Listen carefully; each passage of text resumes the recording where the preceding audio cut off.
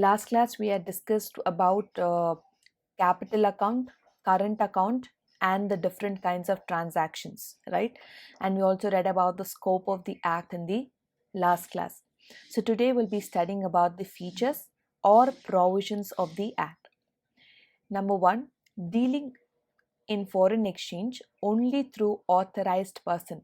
Now remember, when we started studying definitions under the act, the first definition we studied was authorized person. Who is an authorized person, right? We studied about that definition: a person who's appointed by the RBI or according to the act of FEMA, who has to deal with the foreign exchange. He alone has the authority. Any unauthorized person cannot deal with foreign exchange. Is that clear? Whenever we are involving, our Indian rupee going out of our country, or any foreign currency entering our country, it has to be accounted and regulated by a proper authorized person. Okay, that's why it is stressed, and the first definition in the act defines about that person. So according to section 3, no person shall deal or transfer any foreign exchange to any person not being authorized. So if it is not with the permission of RBI or with the permission of FEMA Act and all the legal provisions, no person can deal nor transfer from here a foreign exchange from other country to India or from India to any other country. It is not authorized. Then no person can make any payment to any person resident outside India. So if I have to send money to any of the country, to Swiss bank or to a bank in Japan or to somebody in China, I cannot do that without the knowledge of RBI. Is that clear? I repeat myself. I cannot send money or deal in foreign exchange without the knowledge and permission from RBI according to the FEMA Act. Receive through an authorized person any payment on behalf of any person resident outside India. So if I'm going to receive, it is only through authorized person. So if the RBI is aware and if I've seek the permission of RBI, everything, then any payment on behalf of any person resident outside India can be received. Then enter into any financial transaction in India or transfer of a right to acquire any asset outside India by any other person. So if a person who is resident outside India, person from China or Nepal, wants to buy a land here or wants to acquire an asset in India, right? That cannot happen without the permission of FEMA or without the permission of RBI. Only through an authorized person can these transactions take place. Is that clear? Second, restriction on holding of foreign exchange. No person resident in India shall acquire, hold, possess, or transfer any foreign exchange or immovable property situated outside India. So, if you want to buy a land or a flat, yesterday I explained to you, right? What is capital account transaction? If a person resident in India wants to buy a flat in Dubai, it has to be through the permission of Indian government or the government. Our government or RBI must be aware of such foreign exchange transactions. Is that clear? So here what the statement says is, no person, that means if a person who is a resident in India shall acquire, that means you can purchase or you can hold certain shares or certain assets in your name, own it, possess it, or transfer it, or that means to sell it to anybody else, any foreign exchange or immovable property. Immovable property simply means land, correct? Land is immovable property. Building is an immovable property situated outside India. So there's absolute restriction.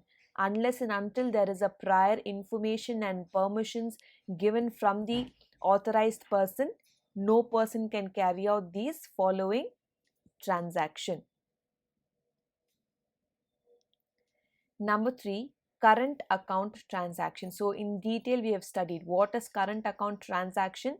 Any person may deal in foreign exchange or to from an authorized person only. So what are the transaction that is permitted, that is allowed by FEMA, that is payment due in connection with foreign trade. That means anyway, if you're going out of the country, right, definitely it has to be through a passport, through a visa, and all the permissions and all the questioning, everything is to be done with an authorized person, right? You cannot go out of the country without the government being known, or without the record on the government books, correct? So every person going out of the country or getting inside the country is within the knowledge of the authorities. Then, short term banking and credit facilities for ordinary business. We have also studied about various institutions that help in uh, ordinary business. That is, if you want to take bill discounting, or if you want to have export import trade, then you definitely need some credit facilities. You cannot pay them back immediately, but then you can pay them after a short period of time. That is called as what? You are enjoying the asset now, you're importing the asset now, but your payment is after 6 months. Okay, the time period that you have taken to pay after 6 months is called as credit facility. Okay, so through an authorized person, short term banking, that might maybe you can have avail an overdraft facility, or you can avail a loan from the overseas bank, and also credit facilities. What is the purpose of taking these facilities? It must be ordinary business must be your purpose of taking up such facilities. Number 3, payment due as interest on loan. So in case you have to pay interest to a loan that you have taken in the overseas bank, then that is definitely allowed within the permissible limit of authorized person. Next, remittances for living expenses of parents, spouses, children residing abroad. Now in case you have to send money or receive money, right, remit can be receive and send money for the living expenses, right, for day-to-day living expenses monthly, if you're sending so and so euros or dollars or rupees, etc., for the purpose of parents expenditure, or your spouses, that is your husband or wife, or your children, right, residing abroad, then definitely this is permitted within the authorized person. This transaction is allowed.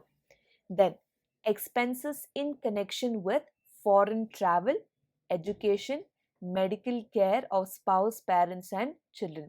In case there is a foreign travel, it's a trip across the borders of a country, then such expenses are allowed or permitted under the FEMA Act. Or in case you are having certain expenditures with respect to education, you're going abroad and studying, or in case there is a medical emergency, you need to pay for the medical expenditure such as insurance, etc., for whom it can be for your own spouse, for your parents, or for your children. Okay, in all these categories, it says the current account transactions are being permitted. That means any person may deal in foreign exchange to or from an authorized person in all these types of transactions. That is payment due in connection with foreign trade, credit facilities in terms of purpose of business, payment due as interest on loan, remittances for living expenses of parents, spouses, children, and then expenses in connection with foreign travel, education, or medical care of spouse, parents, and children. Is that clear? We have discussed three different features or provisions of the Act. Next class will be discussing few more features and provisions of the Act.